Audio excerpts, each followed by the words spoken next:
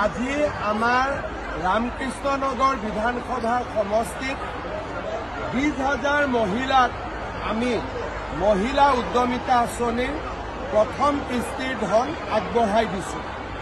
10,000 টকা পাব।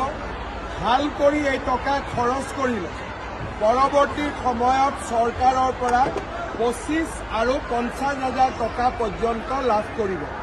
মই আজি মহিলাসকলৰ যি উৎসাহ আৰু উদ্দীপনা, এই উৎসাহ উদ্দীপনা দেখি সঁচাকৈয়ে মোৰ খুব ভাল লাগিছে। সকলোকে মই শুভেচ্ছা আৰু অভিনন্দন জনাইছোঁ।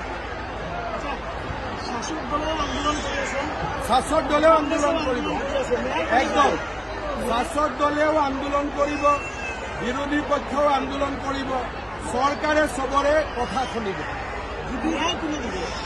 ন্যায়ালয় জুবিন গাৰ্গে গৌৰৱ গাৰ্গে ইতিমধ্যে কৈছে পলিটিক্স একদম নালাগে, পলিটিক্স বেন।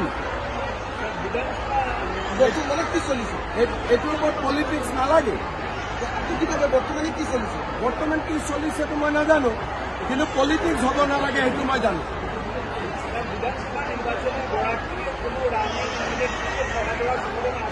কাৰ টিকিট কাটা কেন যাবে? ওই তো সার্ভের উপরে ডিপেন্ড করবে, কিন্তু আমাদের মনে হয় সবগুলা বিধায়কে এখন ভালো কাজই করেছে।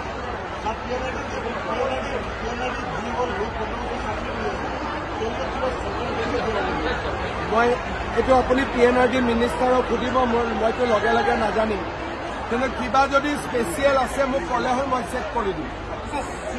বহুত বানপানী হৈছিল, তাৰপিছত আপোনাক বহুত গুলি প্ৰৱৰ্তন কৰা হৈছিল, কিন্তু চৰকাৰ আৰু কি